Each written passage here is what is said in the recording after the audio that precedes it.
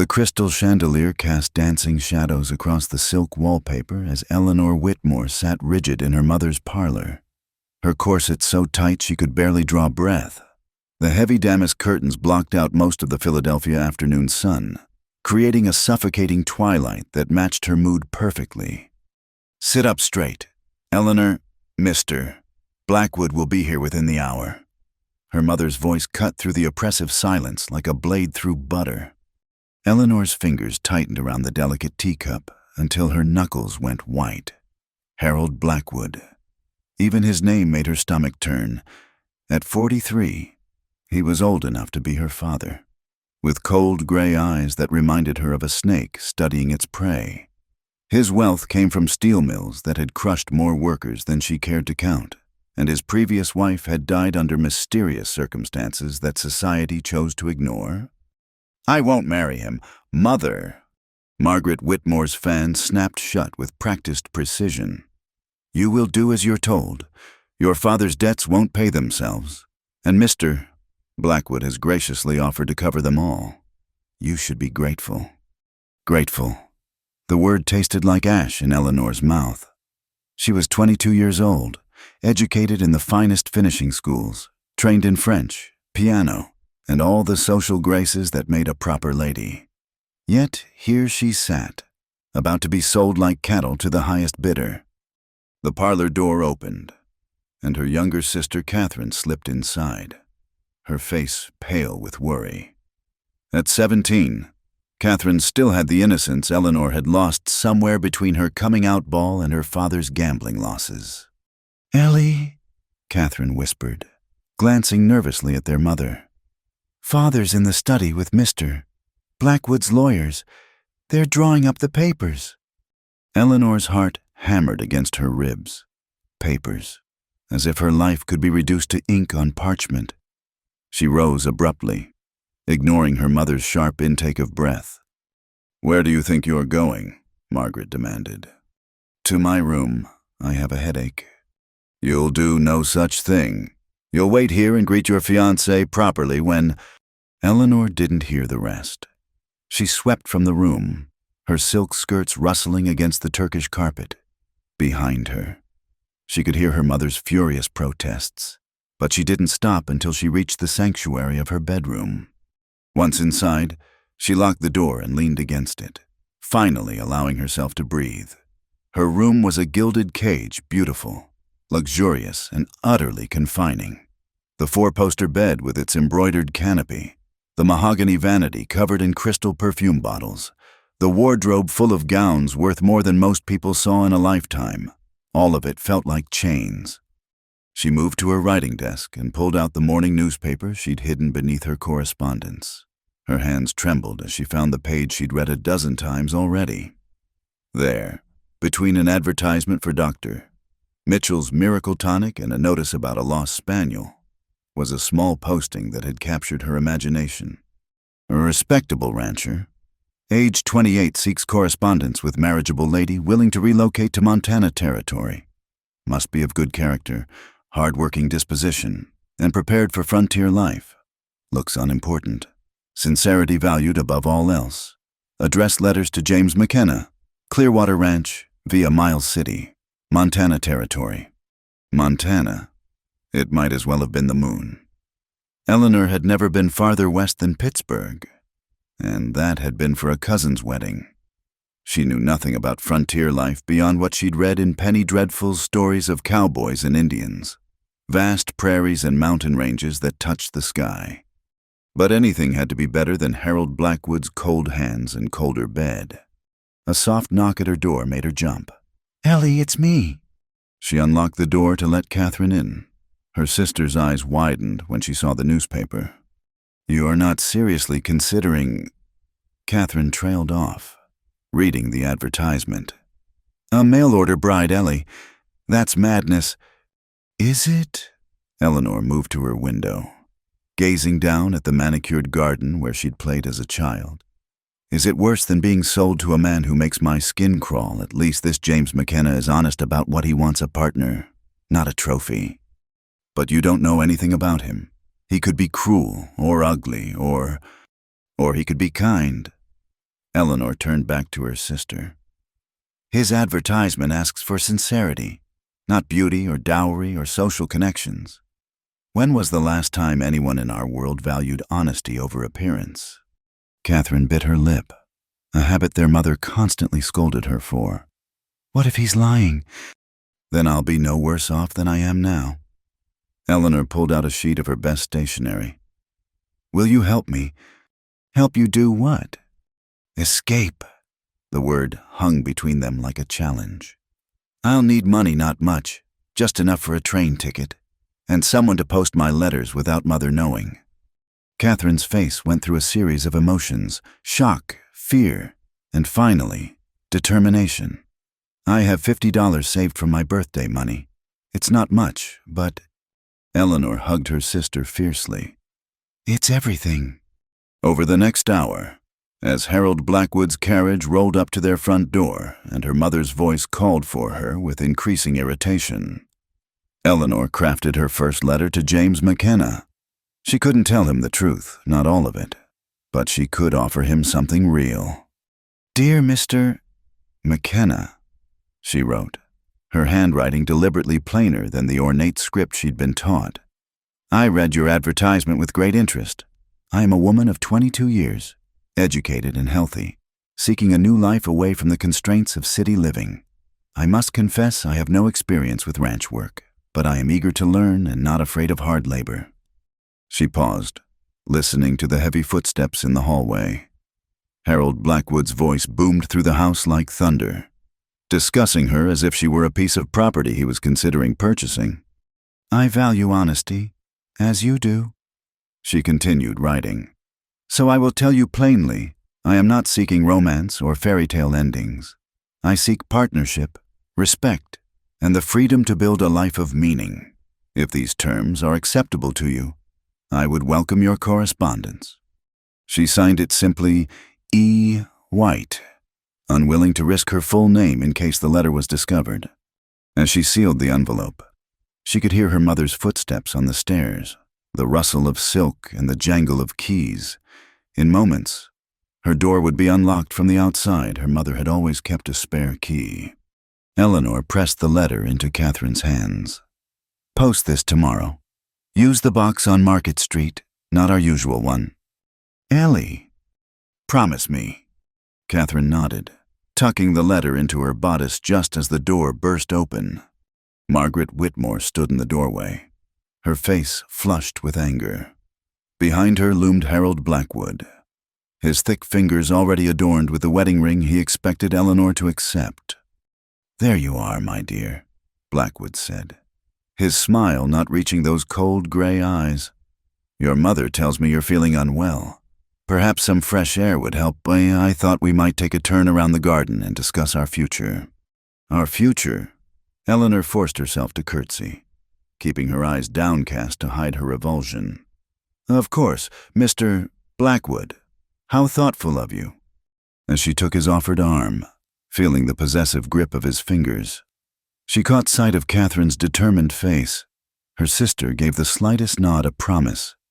Walking into the garden where she'd once played freely as a child, Eleanor felt the walls of her gilded cage closing in, but somewhere far to the west, under vast open skies she'd never seen, a rancher named James McKenna was waiting for letters from women brave enough to leave everything behind. She just had to survive long enough to become one of them. 3 weeks had passed since Catherine posted that first letter, and Eleanor had nearly given up hope when the response arrived. Her sister slipped it to her during afternoon tea, hidden beneath a napkin. Eleanor's hands trembled as she excused herself, claiming she needed to check on a torn hem. In the privacy of her room, she broke the seal with shaking fingers. The handwriting was bold and unpracticed, so different from the elegant scripts she was accustomed to. Miss E. White, your letter was a welcome surprise. Most women who write speak only of what they hope to gain, not what they can offer. Your honesty is refreshing. I won't lie to you, life here is hard. The winters are brutal, the work never ends, and the nearest neighbor is 5 miles away. But the land is good, the sky goes on forever, and a man can build something that's truly his own. If you're still interested after knowing this, I'd like to know more about you. What makes a city woman want to leave everything behind? James McKenna. Eleanor read it 3 times, memorizing every word. He hadn't tried to paint a pretty picture or make false promises. The straightforward honesty made her heart race in a way Harold Blackwood's flowers and jewels never could. Over the following weeks, she developed a routine. Letters arrived at the Market Street postal box Catherine had rented under a false name, and Eleanor would craft her responses late at night, after her mother's laudanum had taken effect. She told James about her love of books. Her skill with numbers, though she didn't mention it, came from helping her father hide his gambling debts, and her dreams of a life where she could breathe freely. He wrote back about breaking horses at dawn, about the way the mountains turned purple at sunset, about losing his parents to cholera when he was 16 and building the ranch from nothing. His letters were often smudged with dirt or what might have been coffee, and sometimes the grammar wasn't perfect, but every word felt real. "I'm not an educated man," he wrote in his 4th letter. "Had 3 years of schooling before my folks died, but I read when I can, and I listen more than I talk. Some men out here want a woman to be decoration. I want a partner, someone who won't faint at the sight of blood when we butcher a steer, who can handle a rifle if needed, who understands that sometimes we'll go weeks without seeing another soul except each other." Eleanor touched the rough paper, imagining the hands that had held it. Harold Blackwood's hands were soft, manicured, adorned with rings. She pictured James McKenna's as calloused, strong, honest hands that built rather than destroyed. The wedding plans proceeded around her like a tide she couldn't stop. Her mother had ordered the dress from Paris, white satin and Brussels lace that cost more than most families saw in a year. The engagement party was set for next month, after which there would be no escape. Harold had made that clear in his possessive way, speaking of the European honeymoon where she would be properly educated in her wifely duties. The very thought made her stomach turn. "Ellie," Catherine whispered one evening as they pretended to embroider in the parlor. "There was another letter today, and something else." She slipped Eleanor a newspaper clipping along with the letter. "I thought you should see this." The clipping was from a Western newspaper, dated 3 weeks prior. "Clearwater Ranch seeks temporary help. J. McKenna of Clearwater Ranch, Miles City vicinity. Seeks harvest help through October. Good wages for honest work. Women's Aid Society notes this as respectable employment for those seeking Western opportunities." Eleanor's pulse quickened. It wasn't a marriage advertisement, but it was a legitimate reason to travel west. If she could get there. Prove herself. James's latest letter confirmed her growing resolve. "Miss White, I'll be plain with you. Your letters have become the best part of my week. You write about books I've never heard of and ideas that make me think. You don't seem afraid of hard work or silence. I'm not a man who knows pretty words, but I know what I want. I want a woman who sees the sunset over the mountains and thinks it's worth more than all the gas lamps in Philadelphia. If you're willing to take a chance on a rough man and a rougher life, I'd like to offer you marriage. I'll send money for travel if you accept." Eleanor pressed the letter to her chest. This was it, her chance, but she couldn't wait for his money. By then, she'd be Mrs. Harold Blackwood, trapped forever. That night, she made her preparations. She had little money of her own, but she'd been secretly selling small items, a pearl hairpin here, a silver button there. Combined with Catherine's savings and what she could get for her grandmother's emerald ear, Bob's the one piece of jewelry her mother hadn't inventoried. She had enough for a train ticket and perhaps a week's lodging. She wrote 2 final letters, the first to James. "Mr. McKenna, I accept your offer with my whole heart. Circumstances prevent me from waiting for your assistance, but I will make my own way to Miles City. Look for me within the month. I travel under the name E. White, and I hope when we meet, you'll understand why I couldn't share more until now. Yours in truth, Eleanor." The second letter was for her family. She left it on her pillow. knowing Catherine would find it after she was gone. By the time you read this, I will be beyond your reach. I choose an uncertain future over a certain misery. Please tell Mr. Blackwood. I wish him well in finding a more suitable arrangement. Catherine, remember what I taught you about keeping your own counsel and your own dreams. All my love. Eleanor. The escape itself required nerve she didn't know she possessed. She dressed in her simplest traveling suit, still far too fine for where she was going. But it couldn't be helped. Everything else she owned would mark her as Eleanor Whitmore, Philadelphia society daughter. Catherine met her at the servants' entrance at 4 a.m, tears streaming down her face. "I've packed some food," she whispered, pressing a cloth bundle into Eleanor's hands. "And Father's old compass, he won't miss it. Take care of yourself." Eleanor hugged her sister fiercely. "When you're of age, if you need me—" "I know." Catherine pulled back, attempting a brave smile. "Go, before the kitchen staff wakes." Eleanor slipped through the pre-dawn darkness, her heart pounding with every step. The train station was a 5-mile walk, but she'd worn her sturdiest boots. By the time she reached the platform, the sun was just beginning to paint the sky pink. She purchased a ticket to Chicago, then from there to Omaha, and finally to Miles City, each leg taking her further from everything she'd known.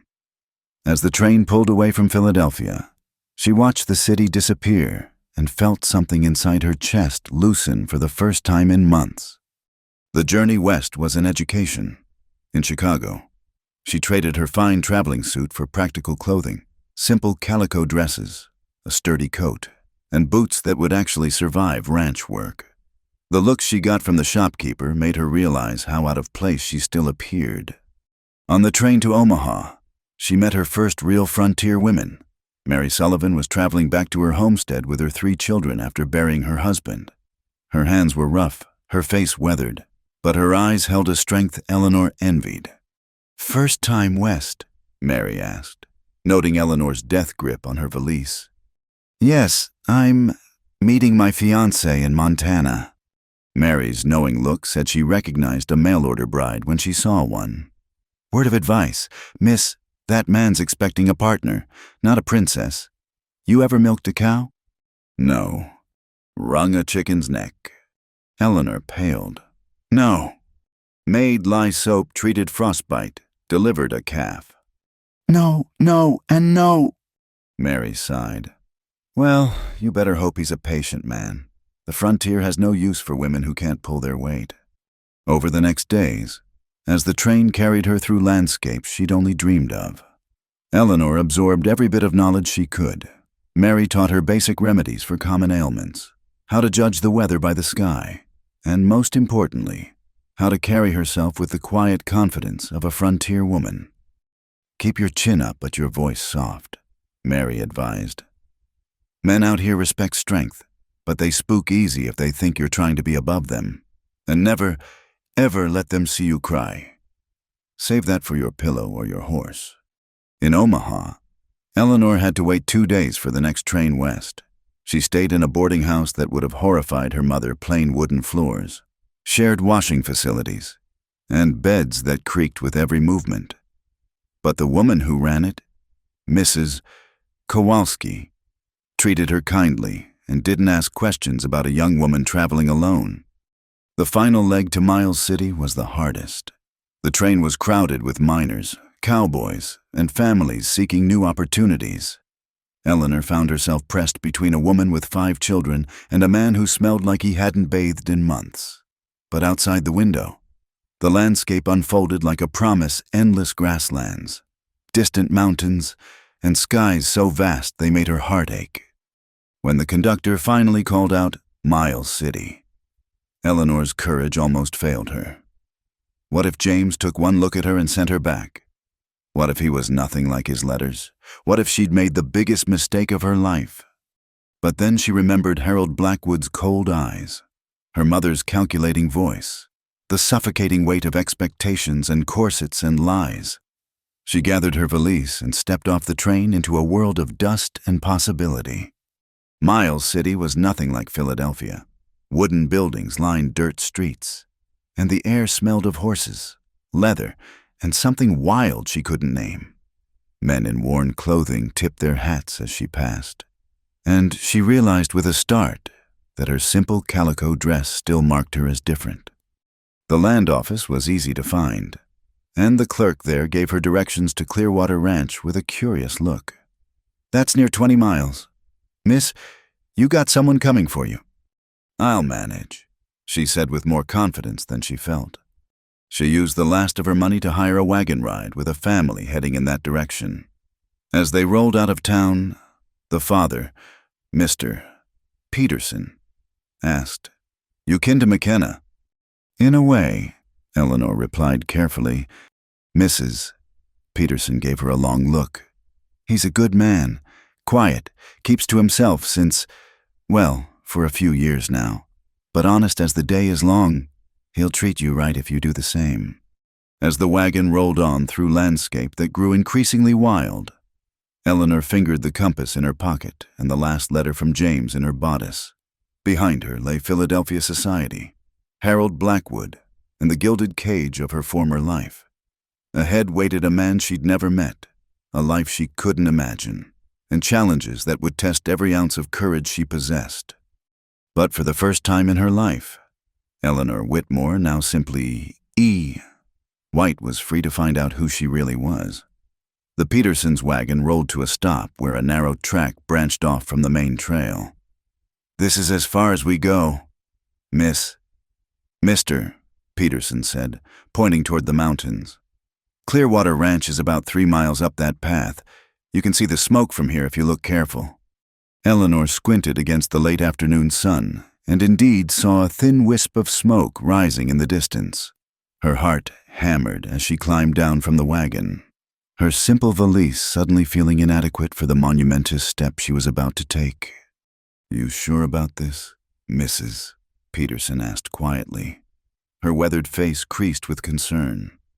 "Yes," Eleanor said, surprising herself with the steadiness of her voice. "Thank you for your kindness." The family rolled away, leaving her alone on the dusty path. She straightened her shoulders, gripped her valise tighter, and began walking. The 3 miles felt like 30. Her boots, though sturdier than her Philadelphia slippers, weren't broken in properly, and blisters formed with each step. The sun beat down mercilessly, and dust coated her throat, but she kept walking, focusing on the smoke that grew closer with each painful stride. When she finally crested a small rise and saw the ranch spread below, she stopped to catch her breath. It was nothing like she'd imagined. The main house was built of rough-hewn logs, modest but solid. A barn stood to one side, its doors open to reveal shadows within. Corrals held a handful of horses, and she could see cattle dotting the grassland beyond. It was isolated, rustic, and absolutely real in a way her parents' mansion had never been. A dog's bark announced her approach. A large yellow mutt came loping toward her, tail wagging despite its fierce barking. Eleanor froze, unsure whether to run or stand her ground. "Buck heel," the voice carried across the distance with a natural authority. Eleanor looked up to see a man emerging from the barn, and her breath caught. James McKenna was tall and lean, with shoulders broadened by years of physical labor. His dark hair was slightly too long, his face sun-bronzed and angular, but it was his eyes that held her deep brown, cautious, taking her measure with an intensity that made her pulse quicken. He approached slowly, wiping his hands on worn trousers. Buck circled back to walk at his master's side, tail still wagging but obedient, when James was close enough for her to see the fine lines around his eyes. He stopped. "Miss White." She nodded, not trusting her voice. His expression didn't change, but something flickered in his eyes, surprise, perhaps, or disappointment. Eleanor became acutely aware of her dusty appearance, her blistered feet, the way her hair had escaped its pins during the long walk. "I wasn't expecting you for another week at least," he said finally. "And I intended to meet you in town. Circumstances required that I travel sooner than planned. She met his gaze directly, remembering Mary Sullivan's advice about showing strength. He studied her for another long moment, then nodded slowly. You walked from the main road? The Petersons gave me a ride most of the way. In those boots, his eyes dropped to her feet, and his frown deepened. You're bleeding through the leather. Eleanor looked down, startled to see he was right. She hadn't noticed the pain becoming that severe, too focused on reaching her destination. Without another word, James stepped forward and took her valise. Come on, we'll see to those feet first. He turned toward the house, and Eleanor followed, trying not to limp too obviously. Buck trotted alongside, occasionally sniffing at her skirts with friendly curiosity. The inside of the house was as simple as the outside. One large room served as kitchen, dining, and living area, with a massive stone fireplace dominating one wall. A ladder led to what must be a loft, and 2 doors suggested additional rooms. Everything was clean but bare, with only the most functional furniture. Sit, James said, indicating a wooden chair near the fireplace. He moved with economical grace, fetching a basin of water and clean cloths. Boots off. Eleanor hesitated. In her world, a lady didn't remove her shoes in front of a gentleman, especially one she just met. But this wasn't her world anymore. She unlaced her boots, wincing as the leather pulled away from her damaged feet. James knelt before her, and Eleanor's breath caught at the impropriety of it, this strong man on his knees, gently examining her blistered feet. His hands were exactly as she'd imagined, calloused and work-worn, but surprisingly gentle. These'll need tending, he said quietly. City boots aren't meant for ranch roads. He began cleaning the blisters with careful efficiency. Why didn't you wait for my letter? I would have sent money, made proper arrangements. Eleanor watched the top of his dark head as he worked. There were complications. A situation I needed to leave immediately. His hands stilled for a moment. Are you in trouble with the law? No, nothing like that. He resumed his ministrations. A man, then. It wasn't a question. Eleanor felt heat rise in her cheeks. My parents arranged a marriage I couldn't accept. And they don't know where you are. No. He finished wrapping her feet in clean bandages and sat back on his heels, finally looking up at her. This close. She could see flecks of gold in his brown eyes, could smell leather and hay and something uniquely him. So you're running, he said flatly. Eleanor lifted her chin. I'm choosing. There's a difference. Something shifted in his expression, surprise, perhaps, or a grudging respect. He stood, moving to wash his hands in the basin. You understand what you're choosing. This isn't Philadelphia. The nearest town is 20 miles. In winter, we might go 2 months without seeing another soul. The work is hard, the comfort minimal. You were clear about that in your letters. Letters are one thing. Reality is another. He dried his hands slowly, not looking at her. I'm not an easy man, Miss White. I've lived alone for 3 years, set in my ways. I don't know pretty words or society manners. What I offered in those letters, partnership, respect, a share in building something, that's all I have.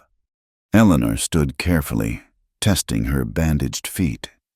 May I be equally honest, Mr. McKenna? He nodded, watching her warily. I spent 22 years in a world of pretty words and society manners. They're worthless currency when your father gambles away your future and your mother sells you to cover his debts. I don't want promises of ease or comfort. I want the freedom to work beside someone instead of beneath them, to speak my mind without calculating the social cost, to wake up knowing the day is mine to shape. She took a breath. If you're having second thoughts. I didn't say that. His voice was rough. Just making sure you know what you're getting into. Town's got a justice of the peace. We can be married tomorrow if you're certain. I'm certain. He studied her for another long moment, then nodded once. There's a room through there. He indicated one of the doors. Was my parents' room. It's yours now. I sleep in the loft. The sudden shift to practical matters left Eleanor slightly off balance. Thank you. Supper's at sundown. Nothing fancy beans and biscuit. Maybe some salt pork. He moved toward the door, then paused. You cook. I'm learning, Eleanor admitted.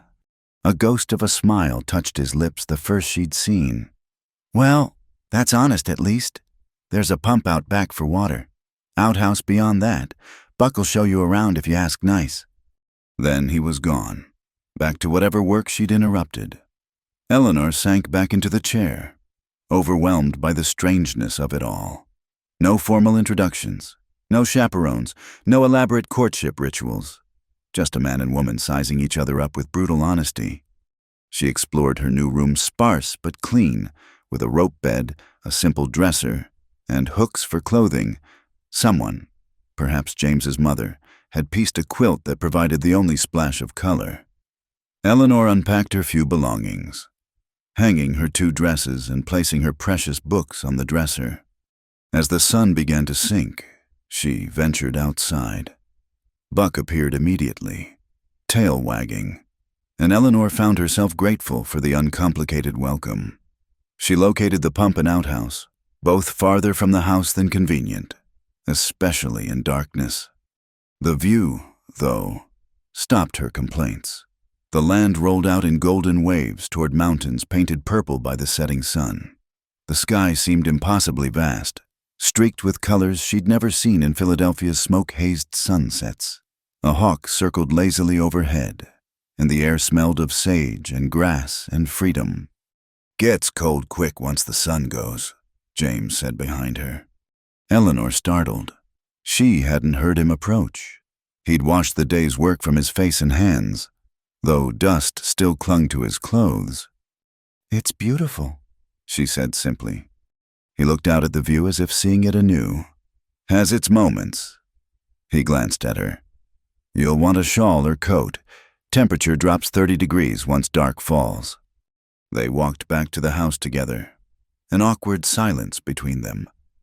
Inside, James moved efficiently around the kitchen area, and Eleanor watched, trying to learn. He noticed her attention. Tomorrow I'll show you how things work. Tonight, you rest those feet. The meal was exactly as promised, simple but filling. They ate in silence, broken only by the clink of spoons on tin plates. Eleanor struggled to reconcile this taciturn man with the one who'd written about sunsets and dreams in his letters. You're not what I expected, she said finally. He looked up sharply. Disappointed? No, just your letters were more talkative. His mouth quirked slightly. Takes me time to warm up to writing. Speaking's harder. I understand, and oddly, she did. I wasn't entirely honest in mine either. My name is Eleanor, not just E. Eleanor, he repeated, testing the sound. Suits you better than what I imagined. What did you imagine? He shrugged. Emma, maybe Ethel, something plain. His eyes met hers. You're not plain. The simple statement hung between them. Not quite a compliment, but acknowledgement of something that might complicate their practical arrangement. After supper, James showed her how to bank the fire for the night and secure the doors. Wolves sometimes come close in winter, bears in spring. Always check before going out at night. Eleanor nodded, filing the information away with everything else she'd need to learn. We'll leave for town at first light, he said. Justice Harmon does weddings on Tuesdays.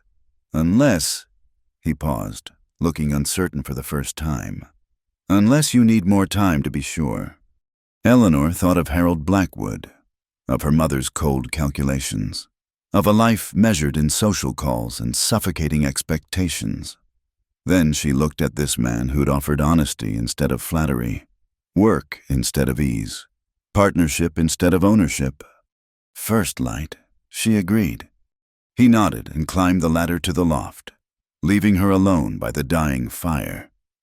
Eleanor sat in the growing darkness, listening to the unfamiliar sounds of the ranch wind in the eaves, a horse nickering in the barn, something wild calling in the distance. Tomorrow she would marry a stranger, but somehow, sitting in this simple room with bandaged feet and an uncertain future, she felt more like herself than she had in 22 years of Philadelphia society. The golden cage was far behind her now. What lay ahead was unknown, difficult, probably dangerous. For the first time in her life, Eleanor Whitmore, soon to be Eleanor McKenna, could hardly wait to find out what came next. The rooster's crow jerked Eleanor from restless sleep. For a moment, she forgot where she was, expecting to see her Philadelphia bedroom's silk canopy. Instead, rough wooden beams greeted her, and the events of the previous day crashed back. Today was her wedding day. She dressed quickly in her better calico dress, trying to ignore how plain it would look for a wedding. Through the small window, she could see James already at work, leading horses from the barn. The sky was still pink with dawn. When she emerged from her room, she found biscuits and coffee waiting on the table, still warm. James came in as she was finishing, his hair damp from the pump. "Ready," was all he asked. The ride to town in the wagon was mostly silent. James handled the team with the same quiet competence he seemed to bring to everything. Eleanor stole glances at his profile, trying to reconcile that this stranger would be her husband by afternoon. Miles City was just waking up when they arrived. James stopped first at the general store, surprising Eleanor by saying, "You'll need proper work clothes. Choose what's practical." Mrs. Olson, the shopkeeper's wife, took Eleanor under her wing immediately. "First time I've seen James McKenna bring a woman anywhere," she whispered conspiratorially. "You must be special." Eleanor selected sturdy boots, 2 work dresses, and heavy coat for winter. When she worried about the cost, James simply said, "Ranch needs a working partner. Can't work in city shoes." The justice of the peace operated from a small office behind the Land Claims building. Justice Harmond was a thin man with kind eyes who seemed unsurprised by their arrival. "McKenna," he nodded. "Figured you'd be coming by eventually. This the lady from back east?" "Eleanor White," James said simply. The ceremony was nothing like what Eleanor had imagined as a girl. No flowers, no music, no gathering of family and friends.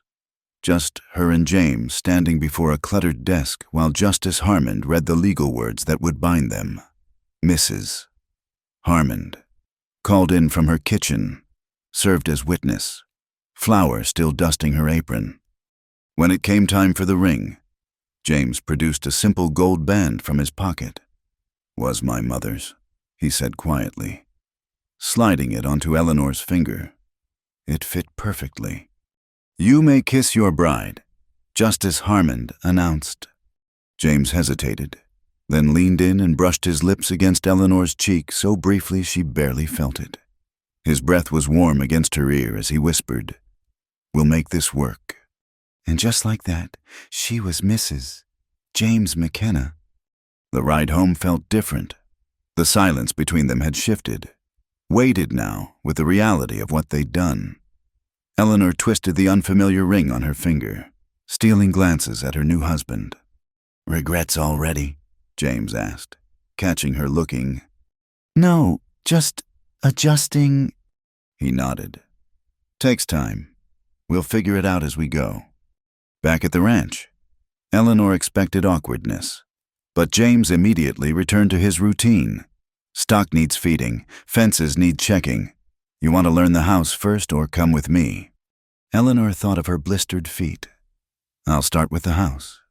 He showed her where things were kept: flour, salt, beans, preserved meat in the cellar, the smokehouse out back. The vegetable garden was overgrown with weeds. "Haven't had time," he admitted. "Maybe you can bring it back." Left alone, Eleanor explored more thoroughly.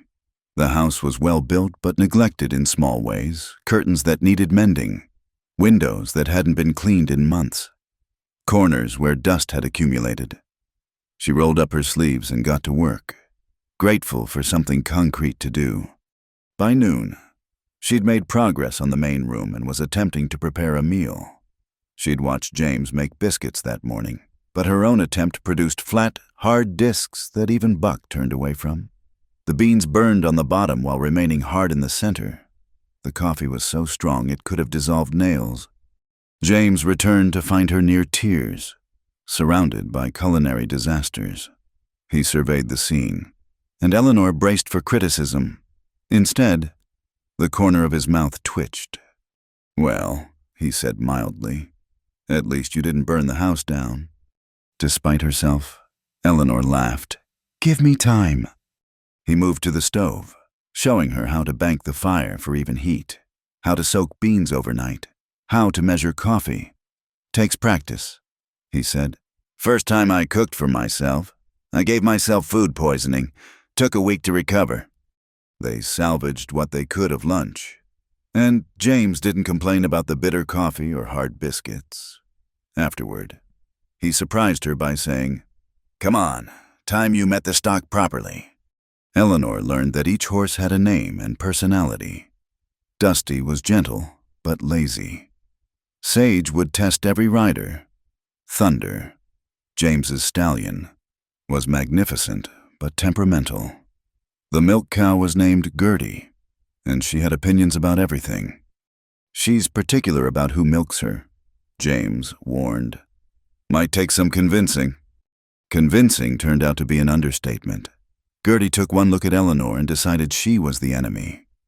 The cow shifted, stamped, and swished her tail with deliberate malice. Eleanor's first attempt at milking produced more bruises than milk. "You're too tense," James said, crouching beside her. "She feels it. Here." He placed his hands over hers, guiding her movements. Firm, but gentle. Like you mean it, but aren't trying to fight her. Eleanor was acutely aware of his proximity, the warmth of his hands, the way he smelled of leather and hay. When a thin stream of milk finally hit the pail, she felt ridiculously proud. "There," James said, pulling back. "You'll have her figured in no time." The rest of the day passed in a blur of new experiences. Eleanor learned to scatter feed for chickens while avoiding the aggressive rooster James called Napoleon. She watched him repair a section of fence, noting how his hands moved with practiced ease. She discovered that the outhouse had spiders the size of dollars and made a mental note to check thoroughly before sitting. As evening approached, anxiety crept in. This was her wedding night, but James had said nothing about sleeping arrangements. Would he expect? She wasn't even sure what to expect. Her mother's vague warnings about wifely duties had been more frightening than informative. Supper was slightly better than lunch, at least the beans were cooked through. They ate in companionable silence until James cleared his throat. "About tonight," he began, then stopped, looking uncomfortable. "I meant what I said in my letters about wanting a partner. That means, well, we've got time to know each other. Before." Eleanor felt heat rise in her cheeks, but also relief. "I appreciate that." He nodded, looking relieved himself. "I'll stay in the loft until we're both ready for different, no rush." After dishes were done and the fire banked, James bid her good night and climbed to the loft. Eleanor retreated to her room, their room, technically, though still hers alone. She changed into her nightgown and sat on the bed, listening to the unfamiliar sounds of the ranch at night. In the morning, a new routine began. James woke before dawn to tend stock. Eleanor rose with the rooster to attempt breakfast. Her biscuits gradually evolved from weapons to merely unappetizing. She learned that laundry here meant hauling water, making lye soap, and scrubbing until her city-soft hands cracked and bled. The vegetable garden became her project. As she pulled weeds and turned soil, she found unexpected satisfaction in the work. James would sometimes pause to watch her from across the yard, and she'd catch something unreadable in his expression. Evenings were the hardest. After supper, they'd sit by the fire, James mending tack or carving, Eleanor reading from her precious books. Sometimes she'd read aloud, and he'd listen with focused attention. Other times, They'd sit in silence that was almost but not quite comfortable. One evening, about 2 weeks into their marriage, Eleanor was struggling with darning socks when James suddenly said, "You were right about the books." She looked up, startled. "What?" "In your letters.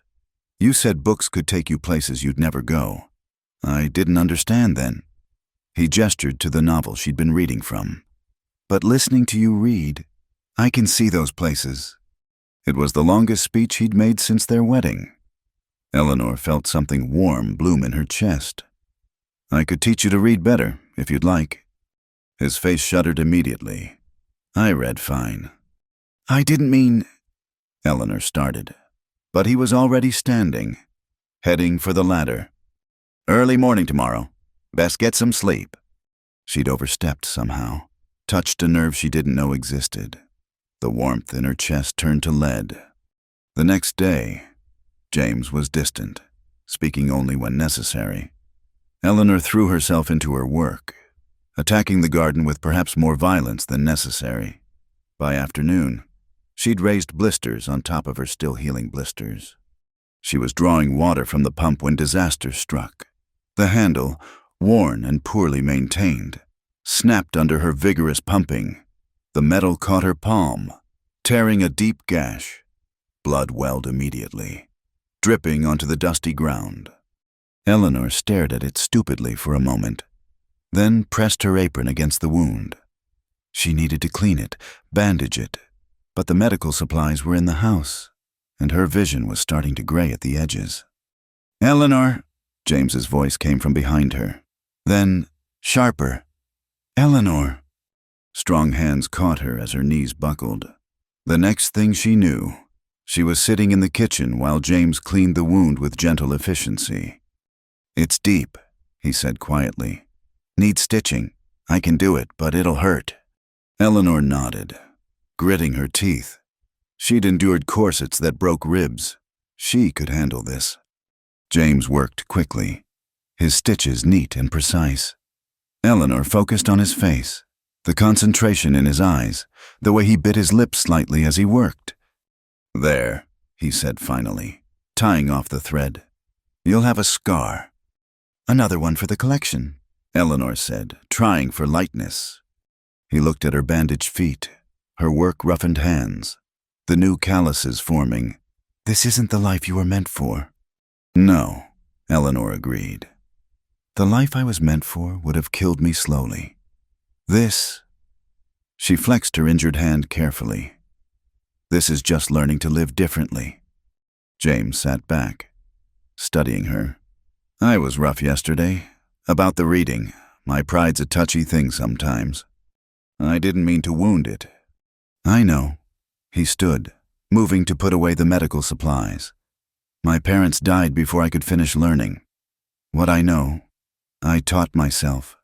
It's not smooth." Eleanor understood then. This man who could build a ranch from nothing, who could gentle wild horses and survive brutal winters, was ashamed of his incomplete education. "We all have gaps," she said softly. "I can't milk a cow without starting a war. My biscuits could be used for target practice. I nearly fainted at the sight of my own blood, but I'm learning."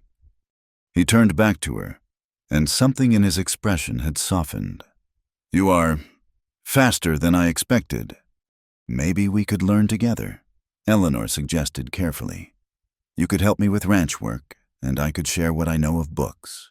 Not as teacher and student, but as partners." James considered this for a long moment. "Partners," he repeated. Then, unexpectedly, he smiled a real smile that transformed his serious face. "All right, Eleanor McKenna, you've got a deal." He extended his hand, and she shook it with her uninjured one, feeling the calluses and strength. It wasn't a kiss or an embrace, but somehow this handshake felt more intimate than either would have been. It was a promise, a partnership, a beginning. Outside, the sun was setting over the mountains, painting the sky in shades of gold and purple. Inside, the lamplight cast a warm glow over the simple room where two strangers were slowly, carefully, beginning to build something together. October arrived with warnings. The old-timers in town shook their heads at the sky, muttering about early snow. James worked with increasing urgency, reinforcing the barn roof, chopping endless cords of wood, moving the cattle closer to shelter. Eleanor helped where she could, but she could see the worry lines deepening around his eyes. "Bad winter coming," he said one evening, studying the horizon where dark clouds massed. "Can feel it in my bones." Eleanor had learned to trust his instincts about weather. She'd also learned to can vegetables, smoke meat, and patch holes in the walls where wind whistled through. Her hands were no longer soft, her movements no longer hesitant, but nothing had prepared her for what was coming. The first storm hit in early November. Eleanor woke to howling wind and horizontal snow. The temperature had plummeted overnight, and ice crystals had formed on the inside of the windows. James was already up, stoking the fire and pulling on layers of clothing. "Stock needs feeding," he said, "storm or no storm."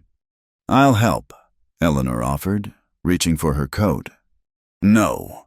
His tone was sharp. "Not in this. Too easy to get lost between here and the barn." She watched from the window as he disappeared into the white wall of snow. Only the rope he'd strung between house and barn keeping him oriented. He was gone so long she began to panic, pacing the floor until he finally stumbled back inside, covered in ice. "Lost 2 chickens," he said through chattering teeth. "Froze where they roosted." The storm lasted 3 days. By the second day, they were melting snow for water. By the third, Eleanor understood why James had been so obsessed with preparations. This wasn't the picturesque snow of Philadelphia winters. This was nature at its most brutal, trying to kill anything foolish enough to challenge it. When it finally cleared, the world was transformed. Drifts reached the roof in places. The path to the outhouse was completely blocked. James spent hours digging out, and Eleanor worked beside him despite his protests. "I'm not China," she said firmly. "I won't break." But the respite was brief. Another storm rolled in, then another. The temperature dropped so low that spit froze before it hit the ground. The walls of the house popped and groaned. Despite the constant fire, ice formed on anything metal.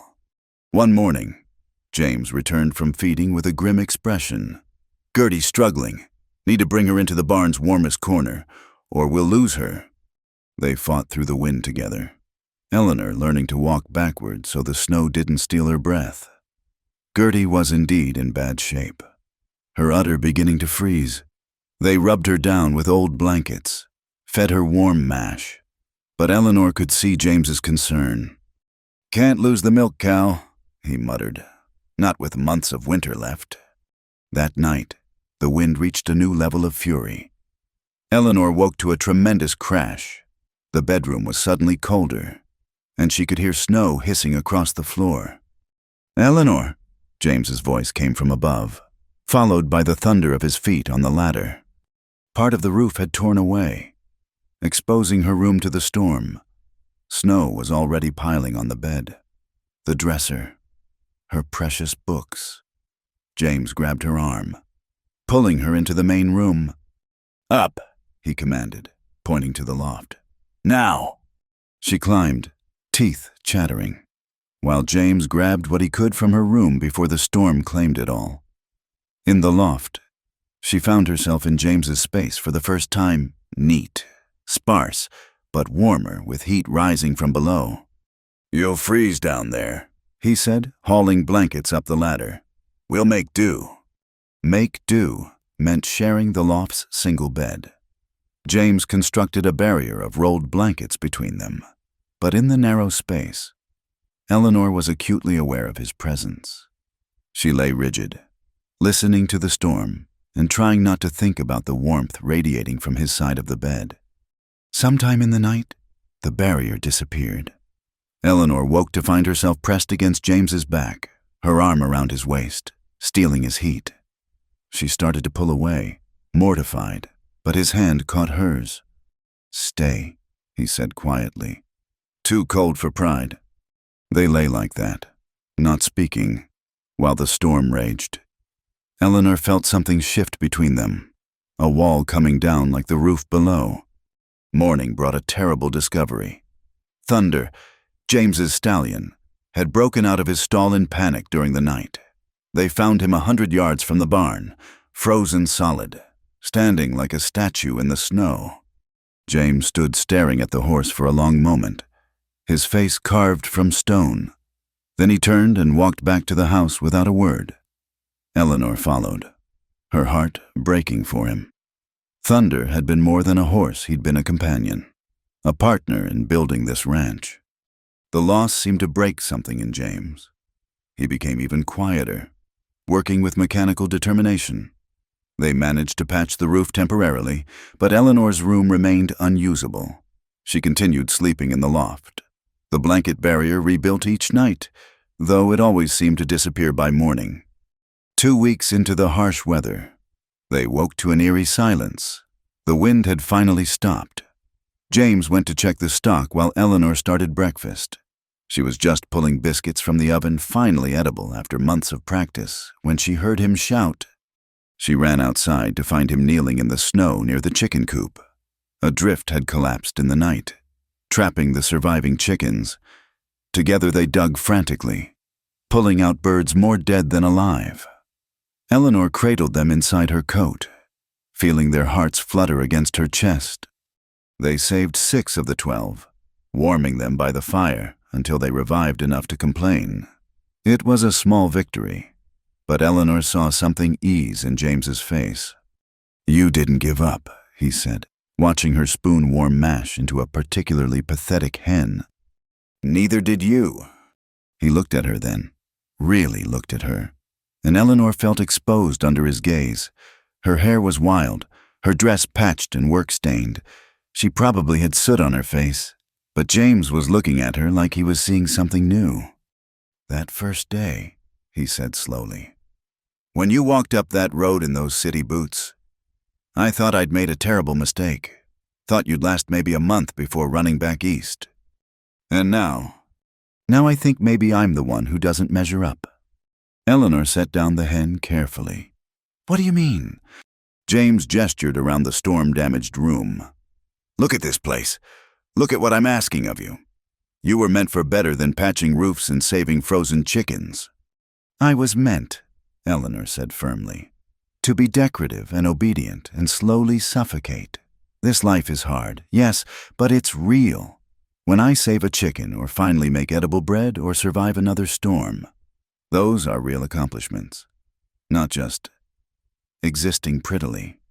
"Is that all it is, accomplishment?" The question hung between them. Eleanor thought of waking wrapped around him, of the way her heart lifted when he smiled, of how the house felt empty when he was gone too long. "No," she admitted quietly.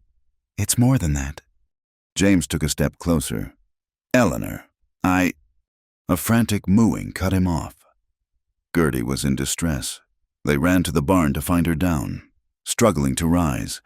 The cold had finally taken its toll. They worked together through the night, taking turns warming her with blankets, forcing warm mash down her throat, massaging her legs to keep the blood flowing. Eleanor's pretty notions of ranch life had long since died, but kneeling in freezing straw, covered in cow manure and exhaustion, she'd never felt more purposeful. Near dawn, Gertie finally struggled to her feet, weak but alive. James leaned against the stall wall, exhausted, and Eleanor saw tears in his eyes, the first she'd witnessed.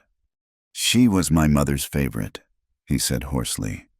"Bought her as a calf the year before they died. Couldn't lose her too." Eleanor moved without thinking, wrapping her arms around him. He stiffened for a moment, then pulled her close, burying his face in her hair. They stood like that while the first pale light of dawn crept through the barn walls. When they finally returned to the house, something fundamental had changed. The blanket barrier went unbuilt that night. Eleanor curled into James's side as naturally as breathing, and his arm came around her, holding her close. "I've been a fool," he said into the darkness. About sending for a wife, thinking I could keep my heart out of it. His hand found hers. Thinking I could share my life, but not myself. Eleanor's throat felt tight. And now I think maybe the storm knew what it was doing. Tearing that roof off. Been hiding from you. From feeling anything since. He didn't finish, but Eleanor understood. Somewhere in his past was pain he hadn't shared. Wounds that hadn't healed. "We have time," she said softly. "The winter's long." His arms tightened around her. "Not long enough," he murmured. "Not nearly long enough." Outside, another storm was building, but inside, wrapped in each other's warmth while the wind began its familiar howl. Eleanor felt safer than she ever had in her Philadelphia mansion. The winter was trying to kill them. Yes, but it was also stripping away pretense, forcing truth, building something stronger than either of them had expected. Tomorrow would bring more challenges, wood to chop, stock to feed, repairs to make. But tonight, listening to James's heartbeat while the storm raged, Eleanor knew she was exactly where she belonged. Not the life she was meant for, perhaps, but the life she'd chosen. And that made all the difference. The letter arrived on an unseasonably warm February day.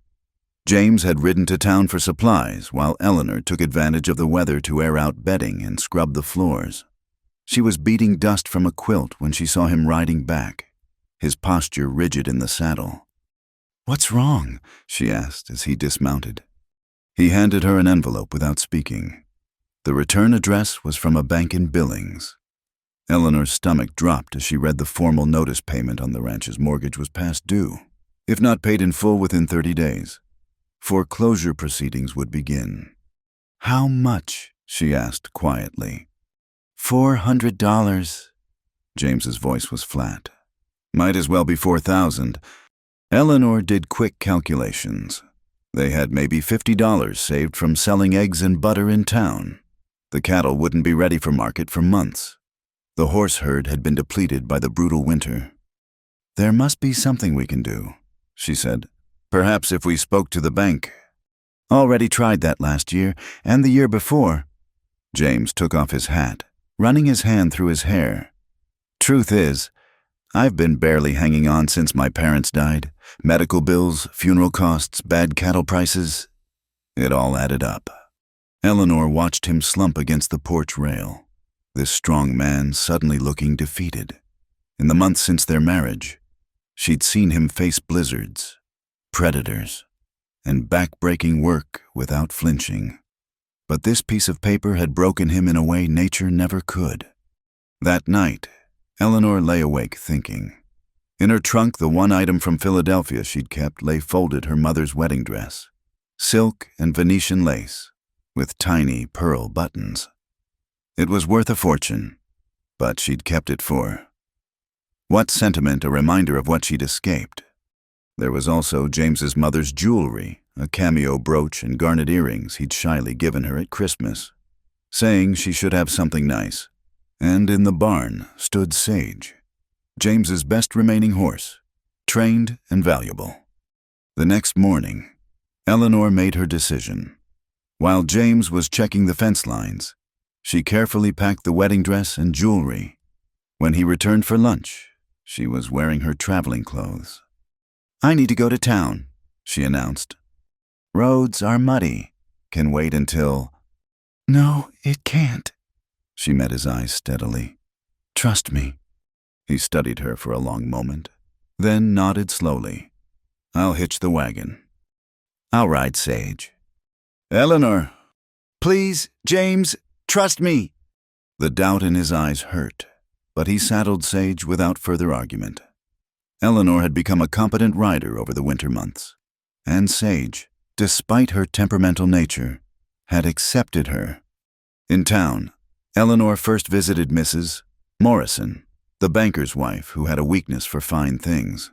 The woman's eyes lit up when Eleanor unwrapped the wedding dress. "Oh my." "Mrs." Morrison breathed, fingering the silk. "This is extraordinary, but my dear, are you certain?" "Completely certain," Eleanor said firmly. She left with $200 and a lighter heart. The jewelry brought another $50 from the jeweler, but it wasn't enough. Not nearly enough. Standing in the muddy street, holding Sage's reins, Eleanor made the hardest decision. She walked to the livery stable where Tom Bradley did his horse trading. "That's prime horseflesh," Tom said, examining Sage with expert eyes. "McKenna trainer himself." "Yes, I can give you $150 for her." It was fair, more than fair, but Eleanor's throat burned as she handed over the reins. Sage nickered softly, nudging Eleanor's shoulder as if asking why. "Take good care of her," Eleanor managed. "Always do," Tom assured her. "She'll go to a good home, I promise." Eleanor walked to the bank with $400 in her purse and a hole in her heart. The clerk counted the money with maddening slowness, finally stamping the mortgage papers paid in full. The walk home took 3 hours. Her boots, the sturdy ones James had bought her, were caked with mud by the time she reached the ranch.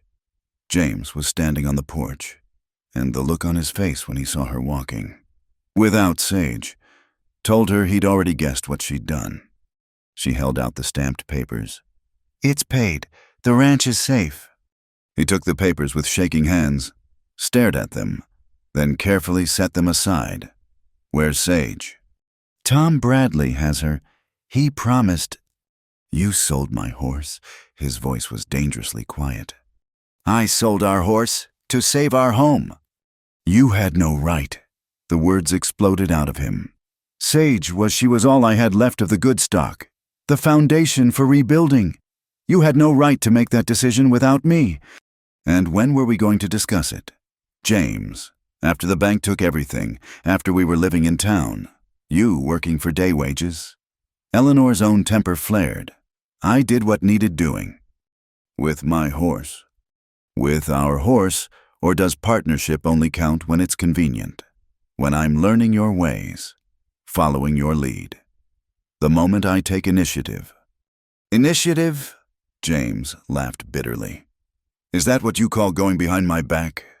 I call it saving us from your pride. The words hung in the air like a slap. James's face went white, then red. Without another word, he turned and strode to the barn, slamming the door behind him.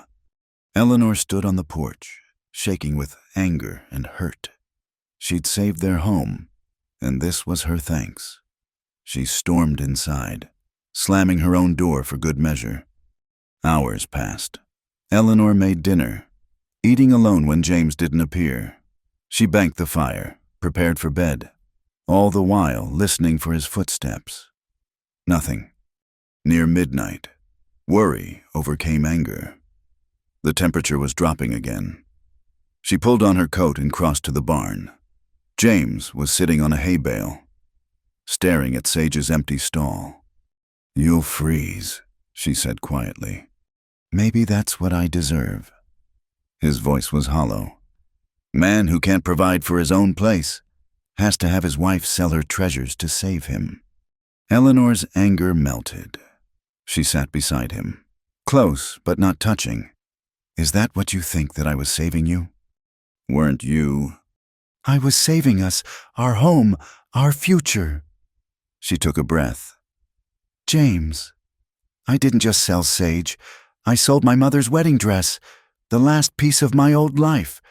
And you know what? I felt nothing but relief, because that life that dressed it was never really mine. But this ranch, this life we're building, this is mine, ours, worth fighting for. With my horse, he said, but the heat was gone. Yes, with your horse and my dress and your mother's jewelry, which I also sold. She felt him flinch. We do what we must, just like we did in the storms, together. I wanted to protect you from this, James said after a long silence. From the ugliness of debt and loss and failure. But that's not partnership. That's not marriage. That's just another kind of cage, even if the bars are made of good intentions. James turned to look at her then. Really look at her. When did you become so wise? Somewhere between learning to milk Gertie and surviving that first blizzard. despite everything, he almost smiled. I was going to sell cattle in spring, take a loss, but maybe enough. And now you won't have to. You can wait for better prices. Build the herd properly. Eleanor hesitated, then took his hand. But James, if you're going to be angry every time I make a hard choice, this won't work. I need to know you see me as a true partner, not just in word, but in deed. His fingers tightened around hers. I see you, he said softly. Maybe for the first time. I really see you, and you're right. I've been a fool, thinking I could protect you from the hard parts while asking you to share the work. That's not fair. No, it's not. I'm sorry. The words seemed to cost him, but he said them clearly. For the anger, for the pride, for not trusting you to be who you've already shown me you are. Eleanor leaned against his shoulder. I'm sorry, too, for not talking to you first. I was afraid you'd stop me, and I couldn't let that happen. But I should have trusted you more. They sat in the cold barn, hands clasped, finding their way back to each other. Finally. James stood, pulling her up with him. Come on, we'll both freeze out here, and then who'll run this place? Back in the house, they climbed to the loft together, lying in their shared bed. James pulled her close. Tell me about the dress, he said unexpectedly.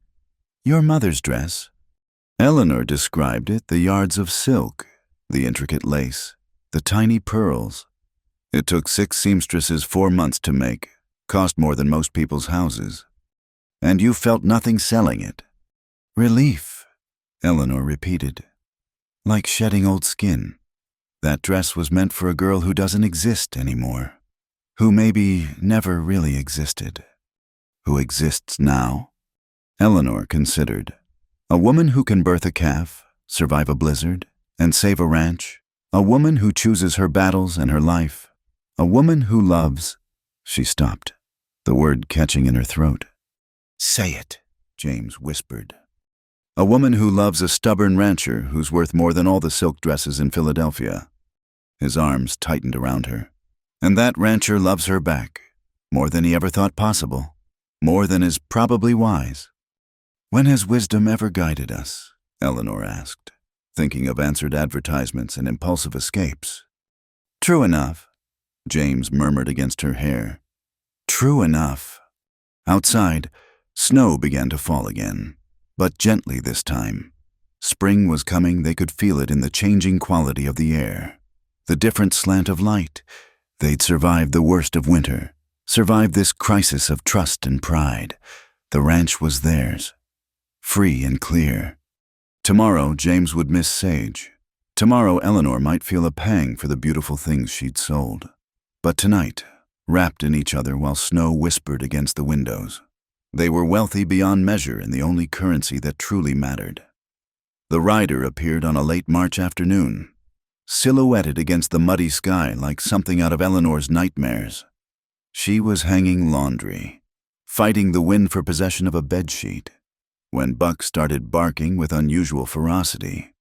James emerged from the barn, rifle in hand before he'd even identified the threat. They'd learned to be cautious. Winter had brought wolves and desperate men alike to their door. But this rider came slowly, deliberately, letting himself be seen. As he drew closer, Eleanor's blood ran cold. She knew that rigid posture, that expensive coat, that way of sitting a horse like he owned the earth beneath its hooves. Harold, she breathed. James heard her, his stance shifting subtly. That's him, Blackwood. She could only nod, her hands gripping the wet sheet like a lifeline. Harold Blackwood dismounted with practiced elegance, his boots somehow avoiding the worst of the mud. His gray eyes swept over the ranch with obvious disdain before settling on Eleanor. So this is where you've been hiding, he said, his voice carrying the same cold authority she remembered. Your family has been quite distressed, my dear. I'm not your dear, Eleanor said, finding her voice. And I haven't been hiding. I've been living. Harold's gaze shifted to James, dismissing him in an instant as beneath notice. I've come to collect you, Eleanor, this foolishness has gone on long enough. The lady's name is Mrs. McKenna, James said quietly. And you're not collecting anything from my land. Harold's eyebrows rose a fraction. Your land? How quaint. He reached into his coat, producing a sheaf of papers. I believe you'll find these documents tell a different story. You see, I've purchased the note on this establishment. As of last week, I own everything here. Eleanor felt the ground shift beneath her feet. That's impossible. We paid the mortgage. I have the papers. Oh, that pittance to the Billings Bank, Harold waved dismissively. I'm referring to the other loan, the one McKenna's father took out years ago from a private lender. A debt that was sold and resold until it came into my possession. His smile was reptilian. Amazing what money can buy when properly applied. James had gone very still. My father never... Didn't he?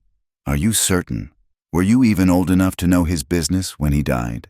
Harold pulled out another paper. $500, plus interest accumulated over 7 years. Nearly $800 now. Due immediately. Or I foreclose. Eleanor saw James's knuckles white around the rifle. Though he kept it pointed at the ground, Get off my land! Certainly. I'll return tomorrow with the sheriff to enforce eviction. Harold's attention returned to Eleanor. Unless, of course, we can come to an arrangement. What kind of arrangement? Eleanor asked, though she already knew. Simple. Return with me to Philadelphia. Honor the commitment your parents made. I'll forgive the debt, even provide McKenna with a bit extra to start over elsewhere. He stepped closer, and Eleanor forced herself not to retreat. You've had your adventure, my dear. Time to return to civilization. Never! The word came out stronger than Eleanor felt. Harold's face darkened. You'd rather live in squalor. Look at yourself. Look at what you've become. Rough hands, sun-damaged skin, dressed like a common laborer's wife. I am a laborer's wife. Eleanor interrupted. And proud of it. I've built something here. Harold, something real.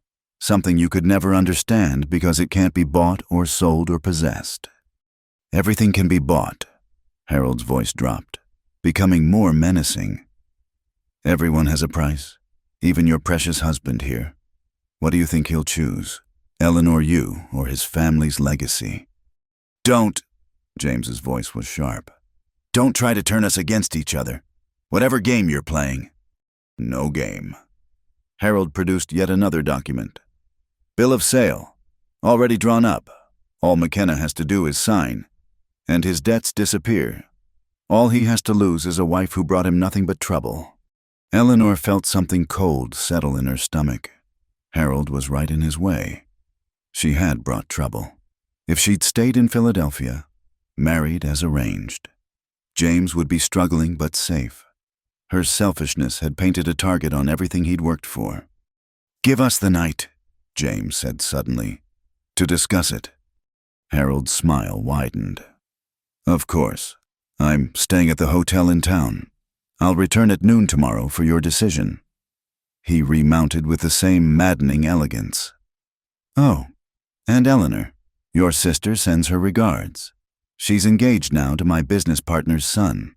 Amazing how cooperative families become when properly motivated. He rode away, leaving devastation in his wake. Eleanor sank onto the porch steps, her legs suddenly unable to hold her. Catherine, she whispered. He's using Catherine to... Hey, James sat beside her, setting the rifle carefully aside. We'll figure this out. How? Eleanor's voice cracked.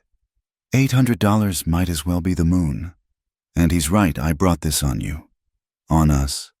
If I hadn't run, then you'd be married to that snake, and I'd still be alone, slowly losing everything anyway.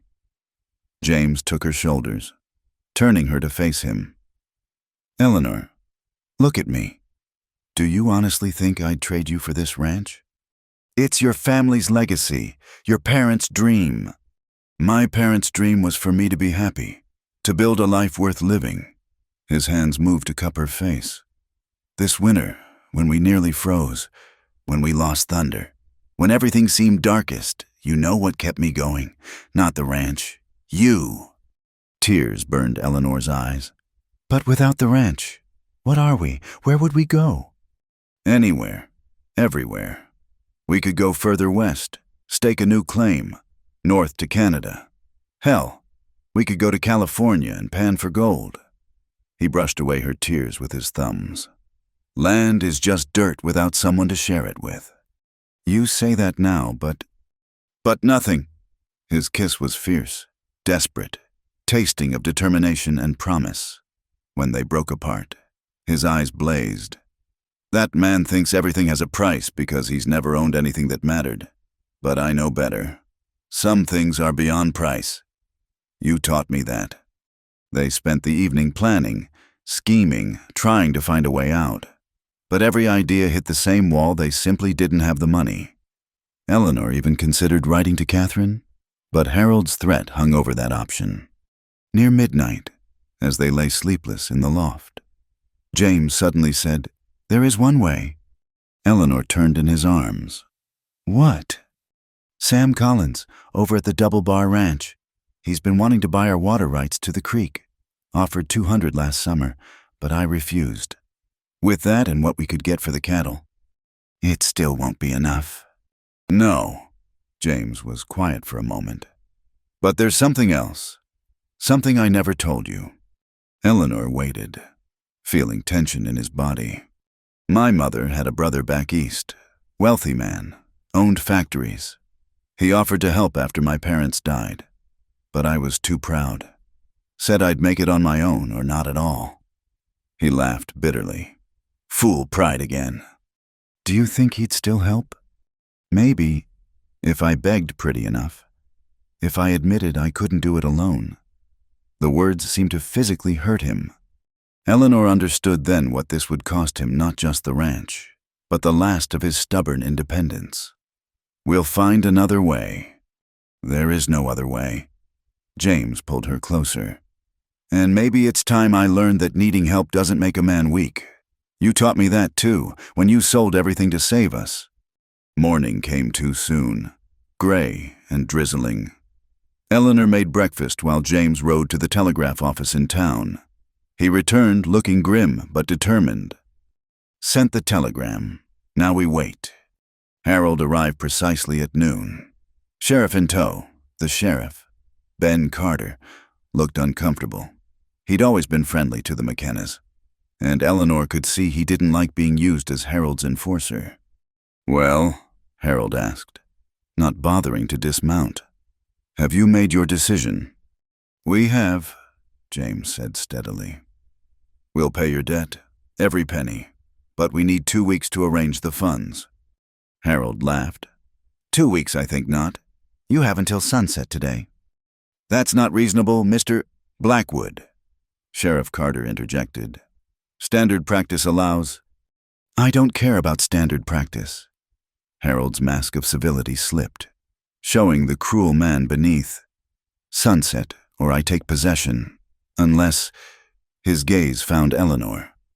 "Other arrangements are made." 2 weeks, James repeated. "Or we'll fight this in court. My wife's been educating me on law, interesting what she knows about contracts signed under duress, forged signatures, illegal transfer of debts." Eleanor saw surprise flicker across Harold's face. She stepped forward, channeling every lesson in cold civility her mother had taught her. "Did you really think I spent all those years in Philadelphia society without learning how men like you operate?" she asked sweetly. "How you buy judges, forge documents, destroy lives for sport? I may have left that world, Harold, but I remember its lessons."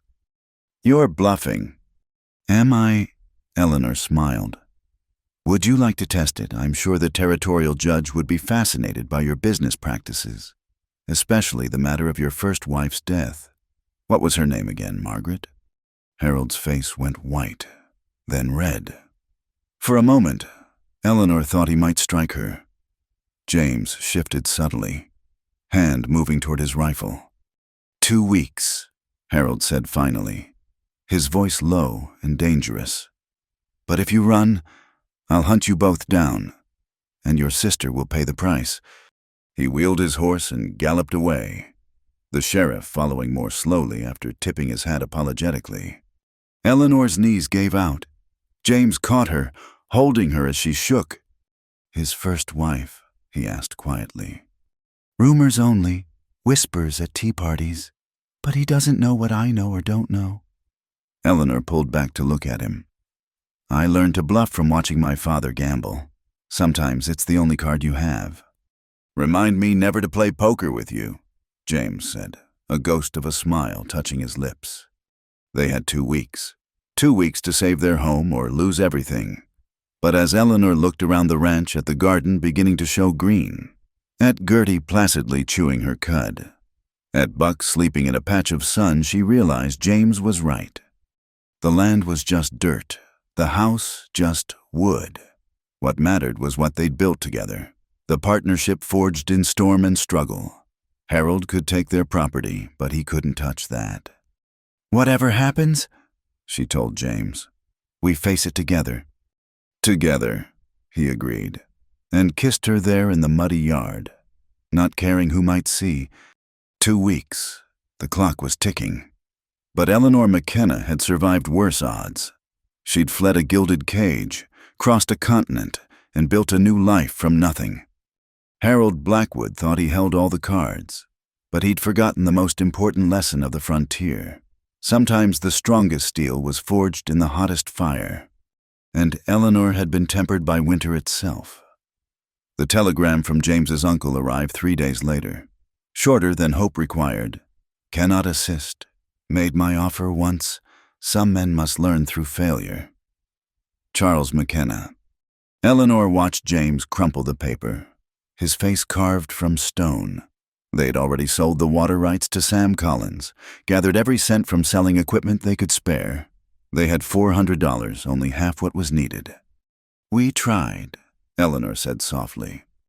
"Not hard enough." James stared at the worthless telegram. "There has to be something else." But they both knew there wasn't. They'd exhausted every option, called in every favor. The ranch would be Harold's in 11 days. That night, as they lay sleepless, Eleanor made a decision. "I'll go with him." James's whole body went rigid. "What?" "It's the only way. He doesn't really want the ranch, he wants to win. To prove he can take back what he considers his—" The words tasted like ashes. "If I go—" "No." James turned, gripping her shoulders. "Don't even think it. I'd rather lose everything, live in a cave, eat grass, anything but that." "James." "No, Eleanor, we decided, together or not at all. That hasn't changed." The next morning brought unexpected visitors. Tom Bradley from the livery stable arrived with 2 other men Eleanor recognized from town shopkeepers who'd always been friendly but distant. "Heard you folks were having trouble," Tom said without preamble. "This here's a petition. 43 signatures from town folks saying that debt transfer weren't legal. We're taking it to the territorial judge in Helena." Eleanor's throat tightened. "Why would you—" "You gave my Amy reading lessons last winter when she was laid up," interrupted Mrs. Watson, the baker. "Never asked for payment." "Fixed my roof after that storm," added Henry Muller. "The blacksmith. Wouldn't take nothing for it neither." More people arrived throughout the day. The Petersons, who'd given Eleanor her first ride. Mary Sullivan, the frontier woman from the train, now settled on a nearby homestead. Even Sheriff Carter came by, out of uniform. "Can't do much officially," he admitted. "But that Blackwood fellow rubs me wrong. Been asking questions around town. Man's got a history that don't bear examining too close." By evening, their yard was full of neighbors, some they knew well. Others they'd barely spoken to. But all had come to help, bringing food, offers of support, and, most importantly, information about Harold Blackwood. "Found out something interesting," Sheriff Carter said quietly to James and Eleanor. "That first wife of his death certificate says heart failure, but the doctor who signed it lost his license 2 years later. bribery scandal. Can we prove anything? Eleanor asked. Maybe not enough for court, but might be enough to make him think twice. As the impromptu gathering continued, Eleanor felt something she hadn't experienced since leaving Philadelphia community. But this was different from society gatherings. These people had come not for appearances or obligation, but because neighbors helped neighbors. It's not enough, though, James said later, after everyone had gone. 43 signatures and suspicious history won't pay the debt. Eleanor was about to agree when she heard horses approaching, many horses, moving fast. James grabbed his rifle as a group of riders materialized from the darkness. Eleanor's heart nearly stopped when she recognized the lead rider. "Catherine," she gasped. Her sister swung down from the horse, travel-worn but smiling.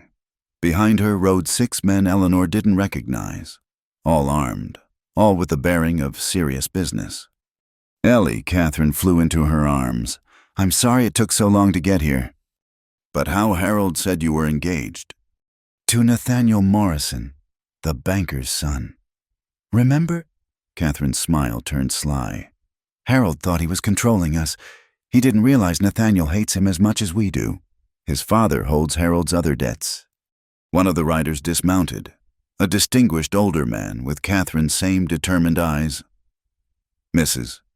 McKenna, I'm Nathaniel Morrison, Sr. We need to discuss Mr. Blackwood." Inside, over coffee that Eleanor made with shaking hands, Morrison laid out the truth. Blackwood's empire is built on paper loans on top of loans, secured by properties he doesn't fully own. He's been juggling assets, staying ahead of creditors. But if one major debt gets called in, the whole house of cards collapses. Eleanor breathed. "Exactly. Your sister and my son have spent weeks gathering evidence.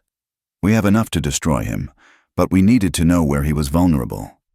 Morrison smiled coldly. "This ranch scheme of his gave us the opening. He's overextended himself trying to get to you." "So you'll call in his debts?" James asked. "Better. We'll buy yours. $800. Transferred to my bank. Paid off over 10 years at fair interest." Morrison pulled out papers. "In exchange, you testify about his forgery and coercion attempts. Help us put him away." Eleanor looked at James, seeing her own hope reflected in his eyes. "We can do that." The trap was set for Harold's return. Sheriff Carter positioned himself with deputies. Morrison's men took strategic positions. Eleanor and James waited on their porch, trying to look defeated. Harold arrived at noon as promised, confidence radiating from every line of his body. "Well, do you have my money, or do I take possession?" "Neither," Eleanor said, standing. "You take nothing." Harold's face darkened. "Then you're coming with me." "No, Harold, I'm done being a piece in your games." Eleanor felt strength flowing through her. The accumulated courage of every blizzard survived, every challenge met. "You have no legal claim on this ranch. The debt you bought was already paid. My father cleared it before he died. You knew that, but thought we couldn't prove it." "Nonsense." "Mr. Morrison has the receipts. From your own bank, ironically." Eleanor stepped forward. "But more importantly, we know about Margaret, about the doctor, about the 12 other women you've tried this with, buying debts, forcing marriages or property transfers." Harold's hand moved toward his coat. Several rifles appeared, aimed at him. "Slowly," Sheriff Carter warned, stepping from behind the barn. Instead of a weapon, Harold pulled out a telegram. His hands shook as he read it. "This is impossible. My assets in Philadelphia are being seized as we speak," Morrison confirmed. "Your creditors have been notified. Your accounts are frozen. You're finished. Blackwood." Harold's carefully constructed mask finally shattered completely. "You stupid girl. You could have had everything: power, wealth, position." "I have everything," Eleanor interrupted. "I have love, honest work, true friends, and a life I chose. You never understood the cage was never about money. It was about freedom. Sheriff Carter stepped forward with shackles. Harold Blackwood, you're under arrest for forgery, fraud, and conspiracy. As they led Harold away, he turned back once. You'll regret this when you're old, broken down by labor. You'll remember what you threw away. Eleanor leaned into James's embrace. The only thing I regret is that it took me so long to find my way here. Catherine stayed for a week, full of stories about her own rebellion. After you left, I realized I didn't have to accept their plans either. Nathaniel and I chose each other, despite family schemes. She smiled. You taught me that, Ellie, that we have choices. The night before Catherine left, the sisters sat by the fire while James tactfully found work in the barn. Will you be happy here? Catherine asked. Truly, it's so different from everything we knew. Eleanor looked around the simple room at her mended clothing, her work-worn hands, the quilt she was piecing from scraps. Through the window, she could see James walking back from the barn, Buck at his heels, the last light of day painting the mountains purple. I woke up one morning last winter, she said slowly, covered in ice because the roof had blown off. My feet were bleeding, my hands were raw, and I was sharing a bed with a man I barely knew in a loft that smelled like horses. And you know what? I was happier in that moment than in all my years in Philadelphia. Because you were free. Because I was home. Eleanor smiled. The address might say Montana Territory, but home isn't a place. It's a choice you make every day to build something with someone. Spring arrived in earnest after Catherine left. The ranch showed signs of renewal, green grass, new calves, the garden bursting with possibility. Harold's arrest had made headlines back east, his empire crumbling as predicted. Several women came forward with their own stories, and he faced years in prison. One morning, as Eleanor was hanging wash, she felt strange. The world tilted slightly, and she had to grab the line for support. You all right? James called from where he was mending the corral. Eleanor did quick calculations in her head, then smiled. Better than all right, though we might need to add on to the house come winter. James froze, understanding dawning on his face. He crossed the yard in long strides, lifting her and spinning her around. Really? Really? He set her down gently, his hands moving to her still flat stomach. A baby, our baby. Probably arrive around November. Think we can manage? James kissed her deeply. Eleanor McKenna, we survived blizzards, bankruptcy, and Harold Blackwood. I think we can handle a baby. That evening, they sat on the porch watching the sunset paint the sky in shades of gold and rose. The ranch spread before them not grand, not wealthy, but theirs, earned through struggle, kept through courage, built on partnership. No regrets, James asked, echoing his question from months ago. Eleanor laced her fingers through his, feeling the calluses that matched her own. Only one. He tensed slightly. What? That I can't go back and tell that scared girl in Philadelphia how the story ends. How the mail-order bride who fled her gilded cage found something better than fairy tales. She smiled. She found a real life, with a real partner, in a place where the sky goes on forever. How does the story end? James asked softly. Eleanor thought of the child growing within her, the ranch recovering around them, the community that had rallied to their aid. She thought of Catherine, free to choose her own path, and Harold, finally facing justice. Mostly. She thought of the man beside her, no longer a stranger, but her partner, her love, her home. It doesn't end, she said finally. It just keeps going. Season after season, challenge after challenge, joy after joy, together. James brought her hand to his lips, kissing the palm scarred from that long-ago pump handle break. Together, he agreed. The sun slipped behind the mountains, but Eleanor wasn't watching. She was looking at James, seeing in his eyes the same truth she felt in her bones. They'd started as strangers, brought together by desperate letters and dangerous dreams. They'd weathered storms that tested every strength they had. And now, as spring evenings settled over Clearwater Ranch, they sat together on the porch they'd defended, planning a future they'd earned, waiting for a child who would be born free. The mail-order bride had found her happy ending, but more importantly, she'd found her beginning. Thank you for listening to this Wild West love story. If you enjoyed Eleanor and James's journey, please let us know where you're listening from in the comments below. We love connecting with readers from around the world. Don't forget to subscribe to the From Wild West channel for more tales of courage, romance, and adventure from the American frontier. Share your thoughts about Eleanor's transformation from Philadelphia society lady to Montana ranch woman. What part of their story touched you most?